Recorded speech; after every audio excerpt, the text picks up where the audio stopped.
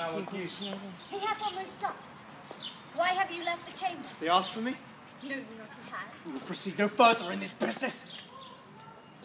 He hath honoured me of late, and I have brought golden opinion from all sorts of people which should be worn now in their newest cloth, but cast aside so soon. Was the whole drunk wherein you dressed yourself? Hath it slept since, and wakes it now to look so green and pale as what it did so freely?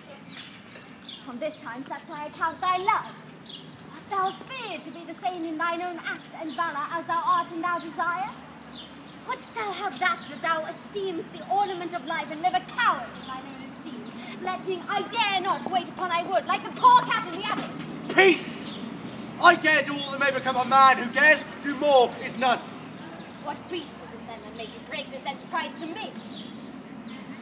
When you durst do it, then you were a man. To be more than what you were, you would be so much more the man. Nor time, nor place did there adhere, and yet you would make both. They have made themselves, and that their fitness now does unmake you. I have given such, and know how tender 'tis to love the babe that milks me. I would, while it was smiling in my face, have plucked my nipple from his boneless gums and dashed the brains out, had I so sworn as you have done to this. We should fail. We fail. But screw your courage to the sticking place, and we'll not fail. And Duncan is asleep, whereto the rather shall his day's hard journey soundly invite him. His two chamberlains will I, with wine and wassail, so convinced that memory, the water of the brain, shall be a fume, the receipt of reason a limbeck only, when in swinish sleep their drenched natures lie as in a death. What cannot you and I perform upon the unguarded Duncan? What not but upon these spongy officers who shall bear the guilt of our great quell? Bring forth men, children only. For thy undaunted metal should compose nothing but males. Will it not be received when we have marked with blood those sleepy two of his own chamber, and used their very daggers that they have done? Who dares receive each other? For we shall make our grief and clamour roar upon his death. I am certain. And bend up each corporal agent to this terrible feat. Away. Mocked time the fairest show. False face must hide with the false heart that lived.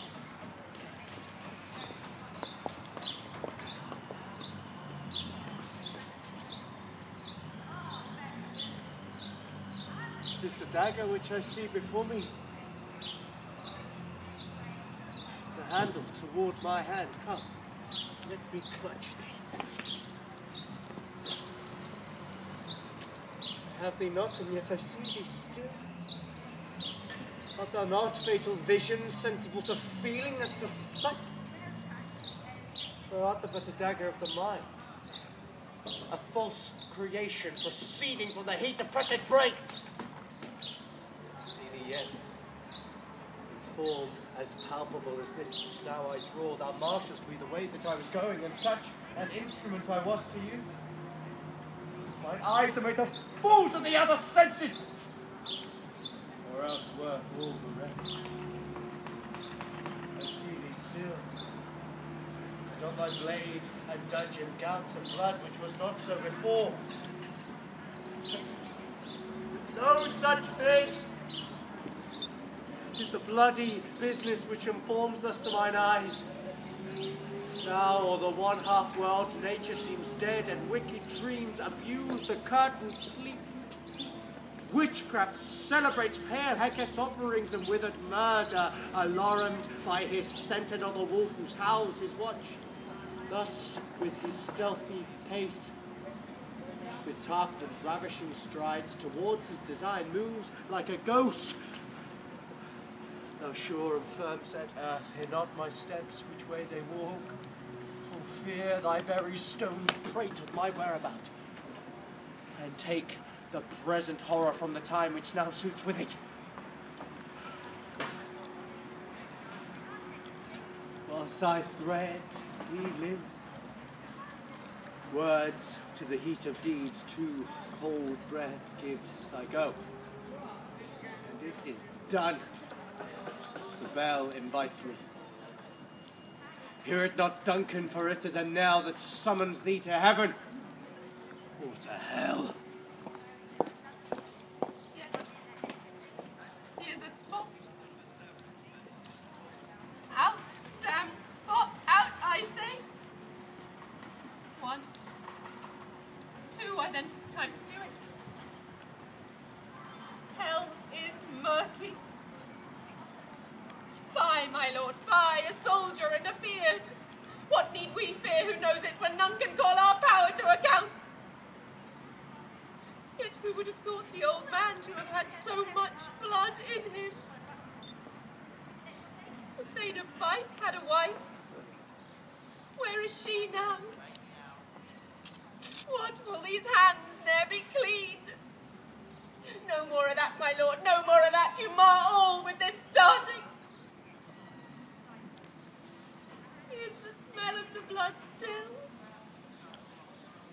All the perfumes of Arabia could not sweeten this little hand.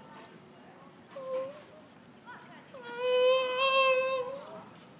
Wash your hands, put on your nightgown, look not so pale. I tell you yet again, Banquo's buried, he cannot come out on his grave. To bed. To bed, there's knocking at the gate. Come. Come. Come, come, give me your hand. What's done cannot be undone. To bed. To bed, to bed. She should have died hereafter. There would have been time for such a word.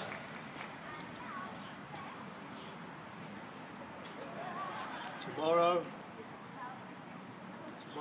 and tomorrow creeps in this petty pace from day to day, to the last syllable of recorded time, and all our yesterdays have lighted fools the way to dusty death. Out, out, brief candle. Life's but a walking shadow, a poor player that struts and frets his hour upon the stage and is heard no more. 'Tis a tale told by an idiot, full of sound and fury, signifying nothing.